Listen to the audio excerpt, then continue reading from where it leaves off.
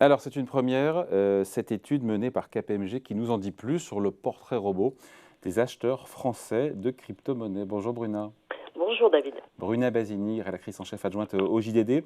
Alors, on sait plein de choses, on apprend plein de choses avec cette étude KPMG, notamment on sait combien de Français, combien détiennent des crypto-actifs, des bitcoins, de l'Ether ou autres. Mhm. On a des chiffres, ça y est. Ça y est, on en a, et ce chiffre, le chiffre c'est 8%. 8% de Français ont acheté des bitcoins ou d'autres crypto-monnaies. C'est C'est pas rien, intéressant. c'est pas rien, Non, c'est pas c'est pas ridicule, rien hein. parce que les investisseurs individuels en actions, selon l'AMF, ne sont que 6,7% en France. Or, les actions, ça fait plus d'un siècle qu'on peut en acheter, alors que les crypto-actifs, bon, ils ont 20 ans maximum. Donc c'est significatif, et ce qui est intéressant dans cette étude qui nous donne un petit peu le profil type de ces acheteurs, c'est que finalement elle a été présentée à Cédric O, ministre chargé du numérique, et c'est une façon en quelque sorte d'inscrire le sujet crypto dans l'agenda politique. En gros, ce que ça dit, c'est qu'il y en a déjà 8%, et l'ADAN, qui a commandé cette étude, qui est l'association des professionnels du secteur, eh bien, elle estime qu'en fin d'année, on aura 12% de crypto-investisseurs. Alors, ce qu'il y a d'assez, alors, je ne sais pas si c'est une surprise, mais moi je ne m'attendais pas à ce chiffre-là. On se rend compte que les acheteurs de bitcoin sont plutôt des gens à faible revenu. Contrairement aux actions, où souvent les actions, c'est plutôt des gens qui ont plus de moyens. Là, ce n'est pas le cas pour le bitcoin ou l'Ether ou les crypto-actifs. Oui, alors oui, selon cette étude, 37% des crypto-investisseurs disent qu'ils ont un revenu inférieur à 18 000 euros par an.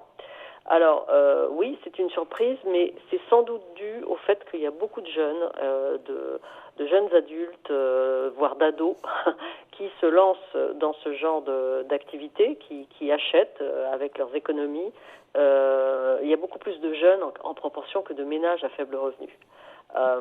Donc en gros, plus Voilà. on vieillit, moins on est potentiellement acheteur Oui, de bitcoin. C'est ça le truc. c'est ça. En fait, après, les chiffres sont plus précis là-dessus. Il y a 46% des acheteurs qui ont moins de 35 ans. Et puis ensuite, entre 35 et 44 ans, on tombe à 21%. Et plus de 66 ans, on est à 10%. Et il y a plus, alors aussi dans le profil type, il y a plus d'hommes que de femmes, 60% Ouais. d'hommes. Plutôt Et citadin. plutôt citadins, région parisienne, grande ville. Et puis, beaucoup se sont lancés après le crash de 2018. Et simplement, peut-être pour faire une comparaison, les Américains qui se sont lancés dans ces achats bien avant, ils ont été pionniers, eh bien, c'est aujourd'hui une population plus mature qui continue à acheter des cryptoactifs, et ce sont plutôt des hommes de 35 ans, mariés, qui sont passés par l'université et dont le ménage gagne, me semble-t-il, 60 000 dollars par an. Alors on se dit que l'investisseur Bruna en bitcoin ou en Ether ou en cryptoactifs, il est téméraire, il est sportif. En fait, c'est peut-être pas la réalité.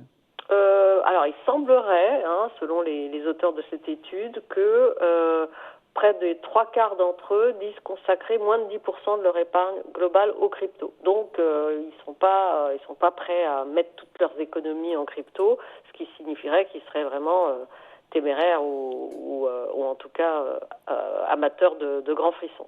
Ouais. Effectivement. Les cryptos les plus achetés par les Français, évidemment, c'est le bitcoin.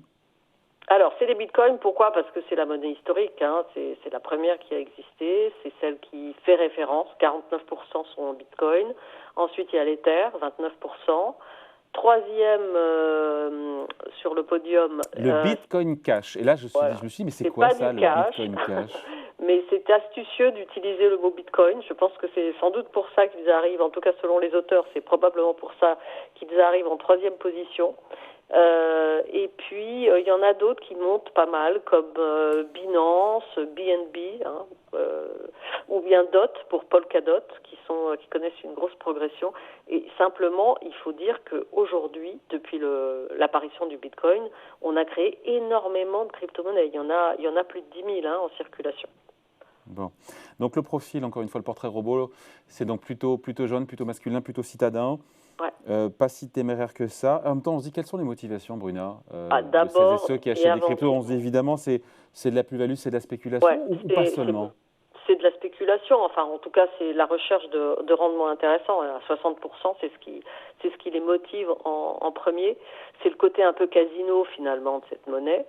Ensuite, vous avez une recherche de placement à long terme. 38% d'entre eux disent qu'ils font ça pour ça. Et c'est vrai que beaucoup de jeunes qui se lancent là-dedans mettent une petite partie de leurs économies pour, disent-ils, financer l'avenir, s'assurer une sécurité, etc. Après, c'est un moyen de se protéger contre l'inflation. 22% d'entre eux le pensent. C'est le côté valeur refuge.